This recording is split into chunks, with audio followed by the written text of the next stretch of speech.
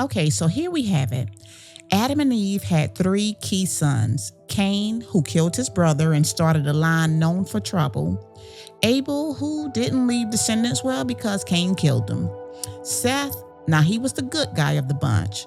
His lineage carried the promise forward, eventually leading to a man named Enoch, who was so close to God that he didn't even die, honey. God just took him straight to heaven. Fast forward a few generations, we meet Methuselah, the oldest man ever, clocking in at 969 years old. His grandson was none other than Noah, who grew up in a world so chaotic it made today's headlines look tame. Here we have it, Noah and the flood. The world had spiraled into darkness. People were violent, corrupt, and seemed to wake up every morning thinking, how can we make things just a little worse today? God looked around, heartbroken, and thought, this isn't what I wanted. But then he saw Noah, a righteous man in a sea of chaos. God decided to save Noah and his family while rebooting the world. Noah, God said, I'm going to flood the earth and wipe out all of this evil, but I'm saving you. So build an ark, a massive boat. You'll need to fit your family, 2 of every animal, and enough food to survive. Noah didn't hesitate. While his neighbors laughed and gossiped about the crazy guy building a boat in his backyard, Noah worked tirelessly. Soon the ark was ready and the animals arrived 2 by 2, like some sort of divine parade. Lions, zebras, turtles, and even the platypus hopped aboard. Then the rain came, 40 days and 40 nights. Water poured from the sky and gushed from the earth. Noah's ark floated over a submerged world, the only sign of life in an endless ocean. Inside, it was a mix of cabin fever and animal drama. I can only imagine how it smelled. Finally, the rain stopped and the waters began to recede. Noah sent out a raven, then a dove, to scout for dry land. When the dove returned with an olive branch, Noah knew it was time to disembark. God promised Noah he'd never flood the earth again, sealing it with the rainbow, a symbol of hope and a fresh start. Let's make our way into the Tower of Babel. Noah's descendants spread out and repopulated the earth. But humanity didn't stay humble for long. At a place called Shinar, people came up with a bold and not very smart idea. Let's build a tower so tall it touches the heavens. Then everyone will know how amazing we are. They worked tirelessly, stacking bricks and patting themselves on the back. But up in heaven, God wasn't impressed. Look at these people, he said. They're all speaking one language and already getting too big for their britches. This won't end well. God decided to mix things up, literally. He scrambled their languages, making it impossible for them to understand each other. One worker would yell, "Pass me a brick," and another would respond, "What's a brick?" Chaos erupted and the tower project was abandoned. The place was named Babel, which means confusion, and humanity scattered across the earth. Generations later, we meet Abram, a descendant of Noah's son Shem. Abram lived in Haran with his wife Sarai, and while they were well off, there was one glaring issue. They had no children. One day, God called Abram, "Leave your home and go to a land and I'll show you. I'll make you the father of a great nation, and your descendants will be as numerous as the stars." Abram trusted God. He packed up his life, grabbed Sarai, and set off, not knowing where they were headed. They wandered into Canaan, where God pointed and said, "This is the land I'm giving to your descendants." Abram built an altar to mark the promise, but years later, Sarai's womb remained empty. We find ourselves at Sarai's plan and Hagar's heartbreak.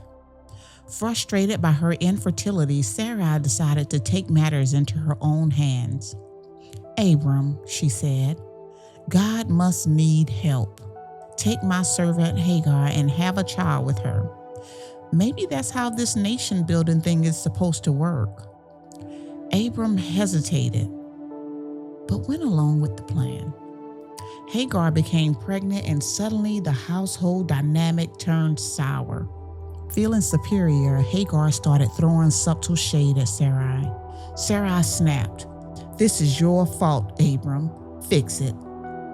Abram sighed, "Do whatever you think is best." Sarai treated Hagar harshly, and Hagar, overwhelmed, fled into the desert. But God met Hagar by a spring and said, "Go back. Your son will be named Ishmael. He'll be strong and wild, and his descendants will grow into a great nation too."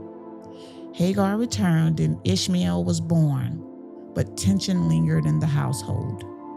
So we head into the starry promise that was reaffirmed.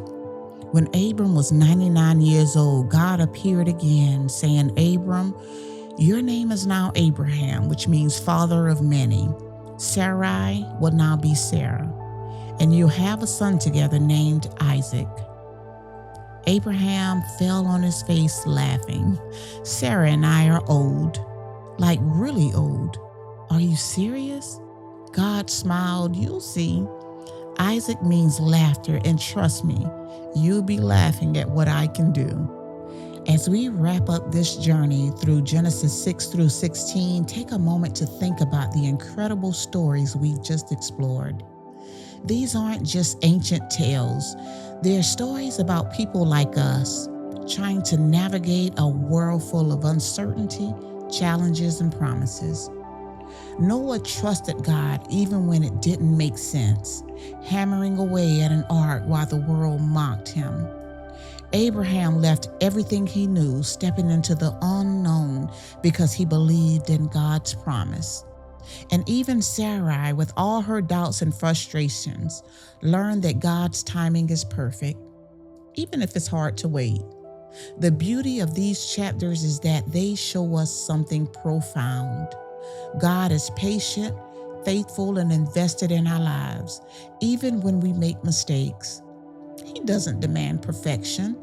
He asks for trust, obedience, and a willingness to grow.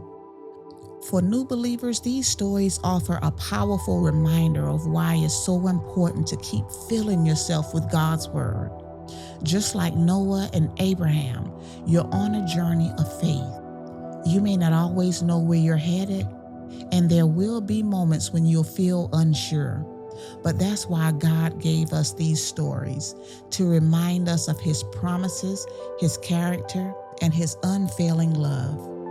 Every chapter of the Bible is like a treasure chest. It's filled with wisdom, knowledge, encouragement, and guidance. Genesis is just the beginning. It's a foundation that sets the tone for everything that follows. As you continue reading, you'll see how God's plans unfold, how He works through people's flaws, and how He always keeps His promises. So keep going. Dive deeper into these stories, ask questions, reflect on what they mean for your life, and let them inspire you to walk closer with God. Just like the rainbow after the flood, there's hope in every promise God makes. And remember, you are not alone. Faith is a journey best walked together. So find a community of believers, share what you're learning, and encourage each other. The more you seek God, the more He'll reveal Himself to you. As you read, trust that the same God who guided Noah, Abraham, Sarah, and so many others, He's guiding you too. Your story, just like theirs, is part of something much bigger. So keep the faith, keep learning, and let God shape you into the person He's called you to be. The best is yet to come.